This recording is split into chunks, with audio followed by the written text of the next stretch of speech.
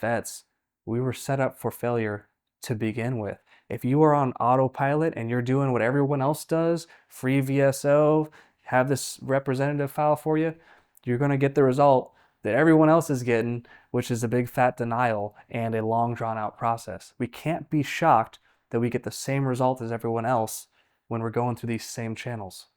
There are millions of fellow veterans that have had their VA disability claims wrongfully denied. Perhaps this is you right now. I'm going to tell you that the most frustrating part for me to see is that this is fixable. I'm talking about hundreds of millions of dollars that fellow vets are entitled to for their loved ones left on the table. The problem is by now they're so fed up with the VA being called a liar again and again. That can't feel good to anybody. That one, they're no longer even claiming things anymore. They say, forget it. I'll just suffer by myself. Or two, maybe they'll have someone file for them, but they're not even engaged with it. This is a huge issue, and today I'm going to outline exactly what's the path that most of us veterans take that leads to us giving up, getting denied over and over again, and having this be confusing, long drawn out process. And more importantly, that way you can see and recognize, oh, you know what? Hey, I kind of did do that, and what we should do differently, the easiest direct path to the rating that you deserve. That way you can get remotivated to tackle this once and for all. If that sounds fair enough, lock in here with me. I'm Jordan Anderson with VA Claims Academy. I want to start off right away with one of the big lies that we're told, which was, hey, sorry, you just don't have it documented in your records. You didn't go to the doctor during service, so there's no hope for your VA claim. Nothing's further from the truth. Is it a perfect ideal world when you go to the doctor for everything during your service and the doctors take perfect notes? Of course that's perfect. That's the best slam dunk VA claim ever. Well, it almost never happens, right? And I'll tell you that some of our best clients are ones with no records from service. Either maybe they were pilots wanting to stay, flight status ready, or perhaps they were just too busy actually serving to be in the medical bay 24/7. It happens. There was a stigma after, at that time, whatever the issue was, a lot of times you have no records and you still can win your VA claim. I see it every single day. What are the major things that lead so many veterans down the wrong path? I'll tell you, and you may not want to hear this. Most of the time when we are denied our VA claims, it's our fault. It's our own fault, because if we look back and I quiz you and you honestly tell me, hey, did you actually try? Did you put in effort in your VA claim? You may think that you did, right?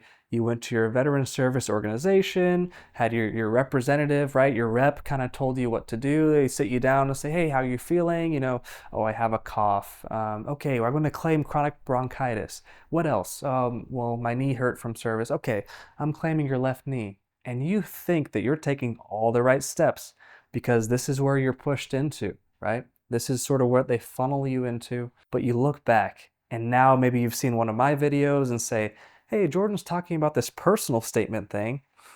My rep never told me to file a personal statement with every single claim. And you look back and say, wait a second, vets, we were set up for failure to begin with. If you are on autopilot and you're doing what everyone else does, free VSO, have this representative file for you, you're going to get the result that everyone else is getting, which is a big fat denial and a long drawn out process. We can't be shocked that we get the same result as everyone else when we're going through these same channels. So I have 3 tips for you, very simple 3 tips.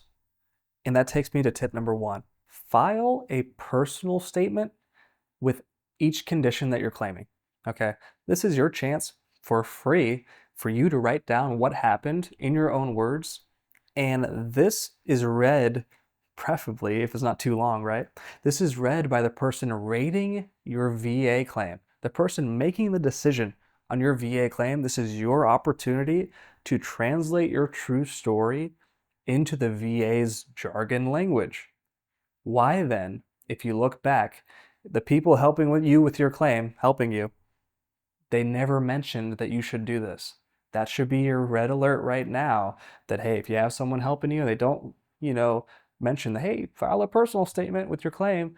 This is your opportunity to discern what advice that you actually take from them and whether, okay, maybe they're just to kind of do the grunt work of filing, but I know that I should get my strategy probably elsewhere. Okay, that's a huge indicator. So number one, give yourself a voice in this process, and that'll already put you higher than probably 80% of those claims stacked.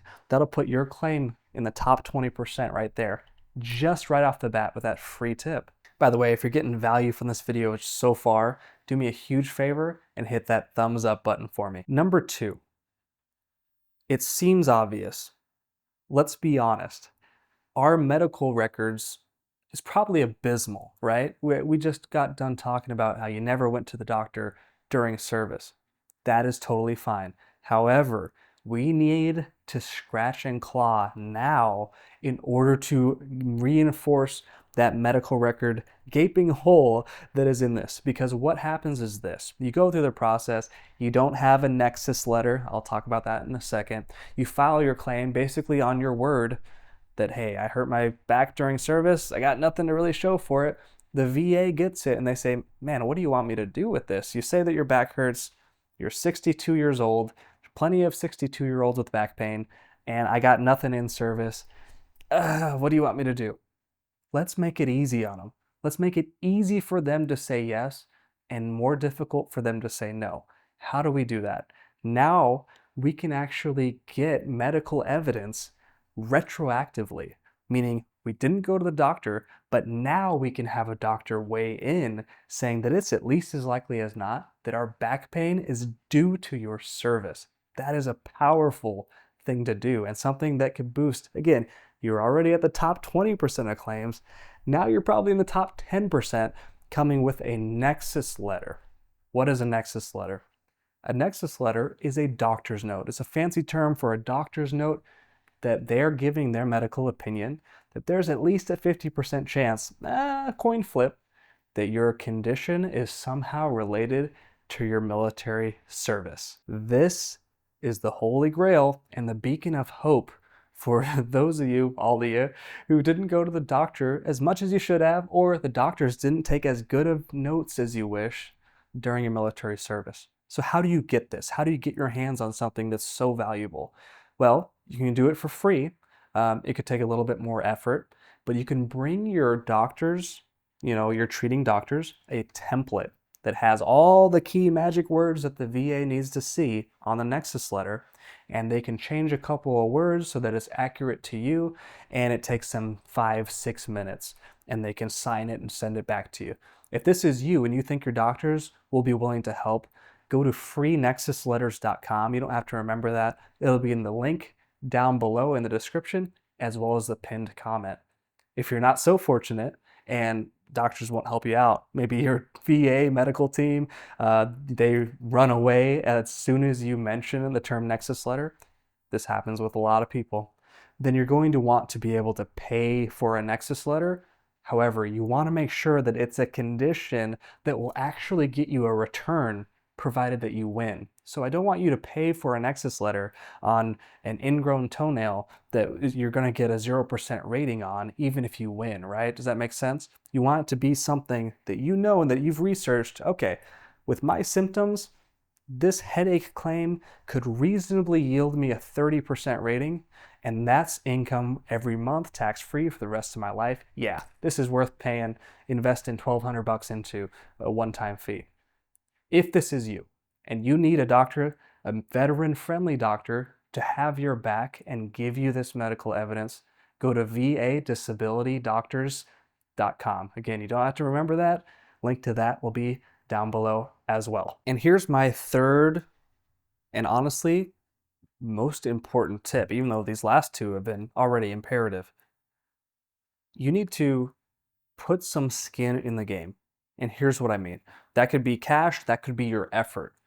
Either way, let me tell you how valuable this is and how insane in the traditional, let's say, finance space. And of course, you can never make enough money in order to justify you being injured, right? There's no winning that trade.